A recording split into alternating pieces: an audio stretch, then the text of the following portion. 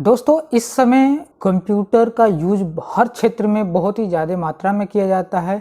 इस समय हर एक क्षेत्र जैसे ऑफिस हुआ, स्कूल्स हुआ, कॉलेज हुआ, हर जगह कंप्यूटर का यूज किया जा रहा है। यहाँ तक कि अगर केजी में लड़का पढ़ रहा है या 1 या 2, 3 क्लास में पढ़ रहा है तो वहीं से कंप्यूटर पढ़ाना स्टार्ट कर दिया गया है। इस वीडियो में मैं बताऊंगा कि जब भी आप कंप्यूटर खरीदने जाते हैं तो कंप्यूटर में क्या होना चाहिए, i3 होना चाहिए, i5 होना चाहिए या i7 होना चाहिए। इन सारे कन्फ्यूज़न को इस वीडियो में मैं क्लियर करने वाला हूं। हेलो दोस्तों, मैं हूं सुनील मौर्य। आप देख रहे हैं SM टेक्नो गुरु।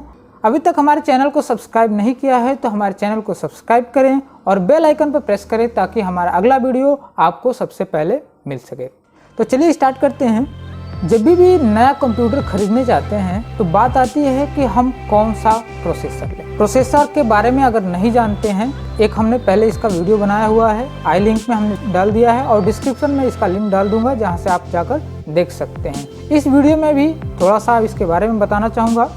प्रोसेसर एक कंप्यूटर का बहुत इम्पोर्टेंट हिस्सा होता है। इसके यूँ कहें कि अगर ये ना हो तो हमारा कंप्यूटर स्टार्ट तक ही नहीं होगा। यानी कि जब भी कोई भी कंप्यूटर में इंफॉर्मेशन डालते हैं या उसे कोई डेटा देते हैं तो वो इस डेटा को अनुसार उसे सोचता है, समझता है, उसके हिसाब से हमें एक रिजल्ट देता है। प्रोसेसर 3 हिस्सों में बटा होता है, मेमोरी यूनिट, सेंट्रल यूनिट और अरिथमेटिक लॉजिक यूनिट। यानी कि जब भी कोई भी इंफॉर्मेशन हम भेजते हैं तो वो इन तीनों यूनिट का यूज करके हमें एक रिजल्ट देता है। इसलिए प्रोसेसर को सेंट्रल प्रोसेसिंग यूनिट भी कहा जाता है, या दूसरी भाषा में कहें यह कंप्यूटर का दिमाग माना जाता है। ये तो रहा प्रोसेसर क्या होता है।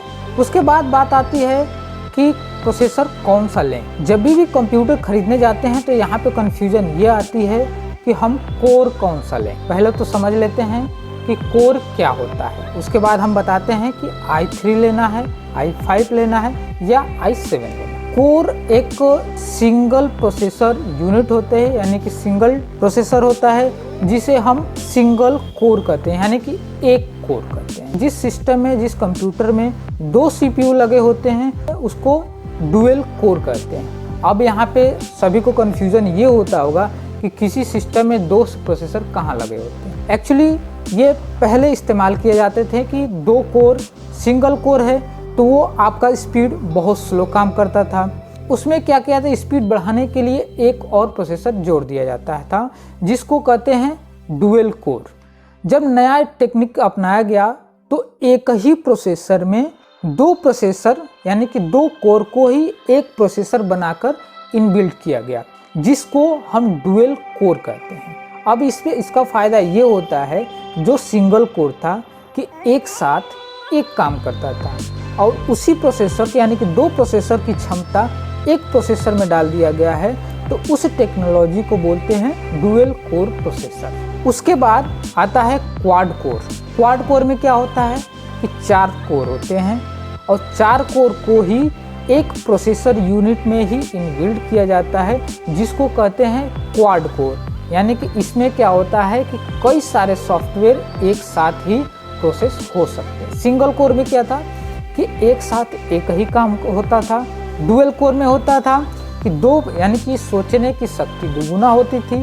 क्वाड कोर में है अब 4 गुना सोचने की शक्ति हो गई है। उसके हिसाब से जब हेक्सा कोर रहेगा उसमें 6 कोर हो जाएंगे, ऑक्टा कोर होगा उसमें 8 कोर हो जाएंगे और डेका कोर में 10 कोर हो जाएंगे। तो इस तरह से जब भी कोर बढ़ता है तो उस प्रोसेसर की स्पीड बहुत बढ़ जाती है। यानी कि कुल कहने का मतलब ये है कि एक साथ बहुत सारे काम हम कर सकते हैं। जब कोर खत्म होता है तो वहाँ पे ये बात आती है हाइपर थ्रेडिंग। प्रोसेसर लेते होंगे तो हाइपर थ्रेडिंग का नाम सुना होगा। यह टेक्नोलॉजी इंटेल प्रोसेसर में दिया जाता है। हाइपर थ्रेडिंग टेक्नोलॉजी पेंटियम से ही स्टार्ट कर दिया गया है, यानी कि पेंटियम से ही आना स्टार्ट हो गया है। पेंटियम क्या होता है कि सिंगल कोर होता है, जिसमें हाइपर थ्रेडिंग से ही इसको डुअल कोर बनाया जाता है। पहले हम यहाँ पे समझ लेते हैं हाइपर थ्रेडिंग। जैसे हमने आपको कोर बताया है, ये सिंगल कोर बताते हैं, तो सिंगल कोर को अगर इसमें हाइपर थ्रेडिंग टेक्नोलॉजी अगर डालते हैं तो प्रोसेसर उसको डुअल कोर के रूप में समझने लगता है और डुअल कोर के अकॉर्डिंग वो काम करना स्टार्ट कर देता है। जैसे डुअल कोर में 2 कोर लगे होते हैं, अब 2 कोर पे अगर हाइपर थ्रेडिंग लग जाती है तो हाइपर थ्रेडिंग क्या करता है कि सिंगल कोर पे एक हाइपर थ्रेडिंग लग जाएगा और दूसरे वाले कोर पे एक हाइपर थ्रेडिंग लग जाएगा। हमारे कोर कितना हो गए 4 गुना। एक्चुअली देखा जाए यहाँ पे तो प्रोसेसर क्या होता है वो 2 कोर का ही है, यानी कि डुअल कोर का ही है, लेकिन जब हाइपर थ्रेडिंग जब लग जाती है तो हमारा प्रोसेसर उसको क्वाड कोर की तरह सोचने लगता है, जबकि हार्डवेयर में वो डुअल कोर ही रहता है। यानी कि समझने का ये है कि हाइपर थ्रेडिंग एक ऐसी टेक्नोलॉजी है जिससे वो कोई भी कोर हो उस कोर पे अगर लग जाता है तो उसका सोचने या समझने की स्पीड उसके दुगुना हो जाती है। हाइपर थ्रेडिंग जब भी लॉन्च होता है तो हर एक प्रोसेसर, यानी कि अगर क्वाड कोर प्रोसेसर है तो उस पर अगर हाइपर थ्रेडिंग लग जाता है तो 4 कोर है और उस पर 4 हाइपर थ्रेडिंग भी लगेगा, यानी कि वो किस तरह से काम करेगा, ऑक्टा कोर की तरह, यानी कि 8 कोर की तरह काम करेगा। जितना कोर रहेगा अगर कोर पे हाइपर थ्रेडिंग डाली जाएगी तो वो कोर मल्टीप्लाई बाई 2 हो जाएगा। 4 कोर है उस पर हाइपर थ्रेडिंग डालेंगे तो वो 8 कोर का हो जाएगा। 6 कोर है, 6 कोर पे हाइपर थ्रेडिंग डालेंगे तो वो 12 कोर का हो जाएगा। लेकिन एक्चुअली अभी तक जो भी प्रोसेसर आया है वो डेका कोर तक ही प्रोसेसर बनाया गया है। अभी तक मैक्सिमम आता है हाइपर थ्रेडिंग जब लगाई जाती है तो वो ऑक्टा कोर तक ही लगाई जाती है, उससे ऊपर हाइपर थ्रेडिंग नहीं लगाई जाती है। और इसमें ये ध्यान रखिएगा ये हाइपर थ्रेडिंग सिर्फ इंटेल प्रोसेसर में ही मिलता है। अब बात आती है जनरेशन। जब भी जनरेशन की बात आती है तो प्रोसेसर में बहुत सारे ट्रांजिस्टर यूज किए जाते हैं। पहले के जनरेशन के सीपीयू में जो भी ट्रांजिस्टर यूज किए जाते थे वो ट्रांजिस्टर 28 नैनो में उसकी साइज होती थी, और इस समय जो भी प्रोसेसर बन रहा है वो 7 या 10 नैनोमीटर में बनते हैं। अभी नई जनरेशन में 5 नैनोमीटर के लिए सोचा गया है, उस पर ट्रायल भी हो गया है, हो सकता है कि कुछ दिनों में वो लॉन्च भी हो जाए।